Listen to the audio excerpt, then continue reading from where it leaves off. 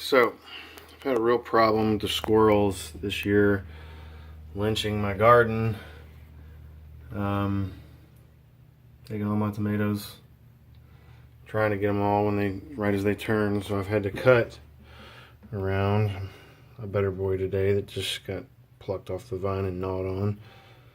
So the question is, can this Cherokee plum be saved? It was the first one to develop on the Cherokee plum vines, and as you can see, squirrels tried to get it early on. So I pulled it in to see if it could be salvaged. So here we are. Looks pretty bad, but I've dealt with these before, and if you get under the skin, they're actually the most beautiful, and in my opinion, the best tasting tomato that there is. And so with that being said, let's see what we come up with.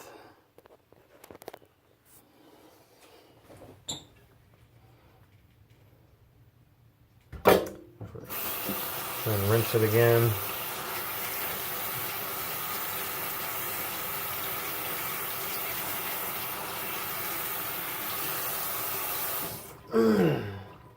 Alright, here we go.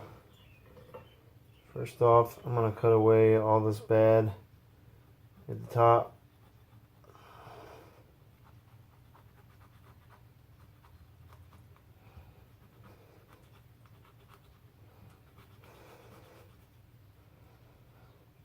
It came off pretty easy. I'm not noticing any striations that look terrible or anything. We've got a crevice right here. I'm going to cut it out.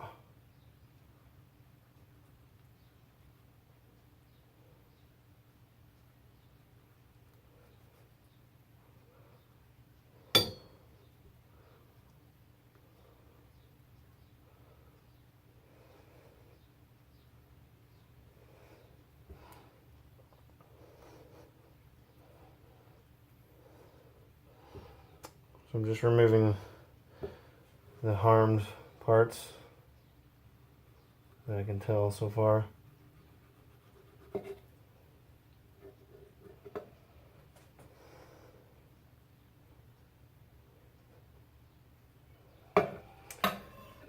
These are really amazing tomatoes. They heal themselves really well. And, you know, being that they're heirloom, they succumb to the environment.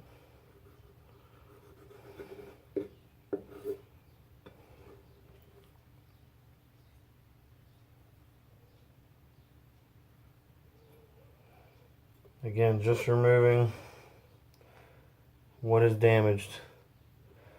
Every part of this tomato is absolutely the best tasting thing ever.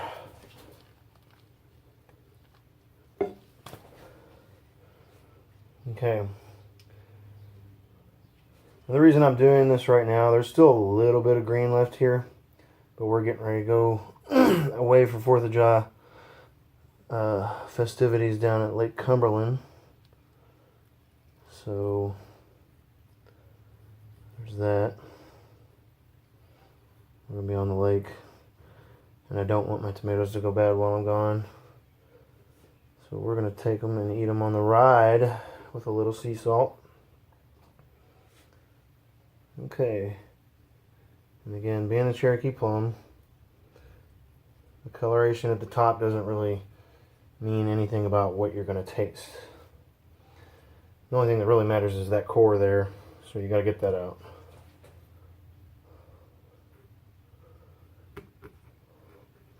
This one seems to have a pretty solid core in it.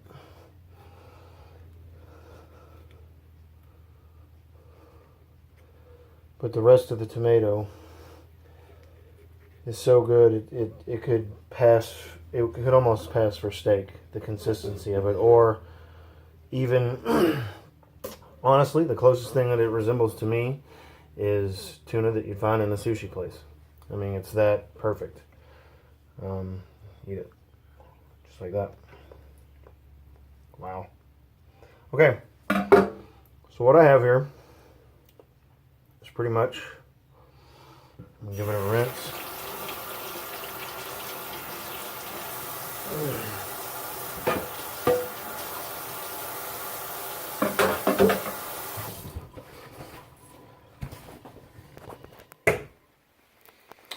I've gotten rid of all the excrement, bad stuff, things that were damaged. And what we're left with is this beautiful thing right here. This is a Cherokee plum. And like I said, it is absolutely delicious. The most delicious tomato you'll ever put in your mouth. So don't be discouraged if you see a lot of damage. I'll show you again further. Let me rinse my thing off here.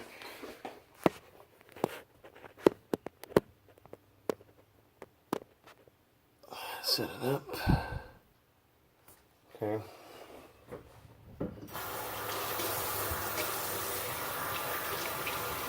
Water over it. Bundle up that bad stuff. I'll throw it right back into my garden. I've had to resort to using pepper spray on the squirrels for just crushed red pepper. I boil it down. But here we go. Oh yeah.